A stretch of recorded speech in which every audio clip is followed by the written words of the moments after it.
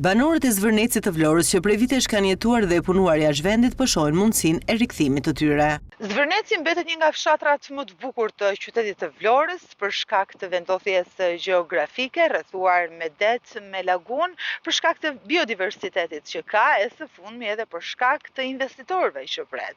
Ky në fakt është një lajm i mirë për banorët e cilët duken se së fundmi kanë një trend të rikthimit. Më pëlqen që do investojnë ata atje, do bëhet vendi i bukur. Për banorët, lajmi i investitorëve të cilët pritet të vendosen në zonën e Zvërnecit është një lajm i mirë, i cili pret të rikthejë vëmendjen, por gjithashtu për të ndryshuar standardin e jetesës së Zvërnecit, ndërsa ka gjithashtu edhe opinione banorësh të cilët thonë se përpara mbritjes së investitorëve do duhet me patjetër që të menaxhohet toka dhe të pajisen fillimisht vetë banorët me dokumentacionin sa i takon pronësisë së tokave. Më mirë të vinë ata të marrin, të investojnë, se s'ka shans më të mirë për Shqipërinë edhe për fshatin tonë.